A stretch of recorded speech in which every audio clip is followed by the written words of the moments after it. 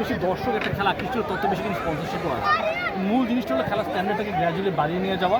I think এটা যদি হতে থাকে তাহলে মানে মাঠে দর্শক আসবে। ফুটবল দর্শক কিন্তু অলরেডি আসছে এবং যত বেশি দর্শক মাঠে আসবে আই থিঙ্ক তত বেশি আমরা স্পন্সরশিপ পাবো, তত বেশি আমরা পৃষ্ঠপোষকতা দেখবো। আপনাদের দলটা কি আপনাদের দল চৌধুরী এসেছে এবং সে বিসিবিতে যাওয়ার কথা ছিল, মাঝখান থেকে এসে চলে এসেছে।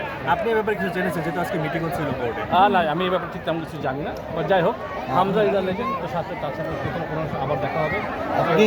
সবার জন্য শুভকামনা। আপনি ফুটবলের লাভার বলছেন, বিসিবিতে আছেন। আমরা একটা জিনিস জেনেছি অ্যাজ এ সাংবাদিক, আমরা জানতে পেরেছি হামজা চৌধুরী ইনভাইটেড ছিলেন, সেখানে যাওয়ার পথে তাকে জাস্ট স্টেডিয়ামের গেট থেকে তিনি ফেরত চলে গেছেন।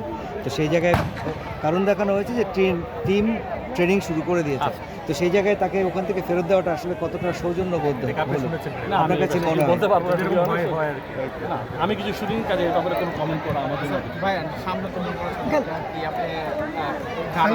সেটা নিয়ে চিন্তা করছি না ভাই। আমাদের 90 দিনের দায়িত্ব, কাজটা করা হচ্ছে একটা ভালো নির্বাচন দেওয়া, সুষ্ঠু নির্বাচন, যেটার মাধ্যমে নির্বাচন ক্রিকেট বোর্ড আসবে, যতই পরিচালনা করবে। এই 90 দিনের এখন আমাদের কী থাকবে, এই 90 দিন ভালো কিছু করতে চাই, যতদূর করা যায়। অনেক কিছু করার সুযোগ নেই, এটা করলে বা 90 দিনে যত ভালো কিছু করতে পারি। ধন্যবাদ। আচ্ছা ভাইয়া ভাইয়া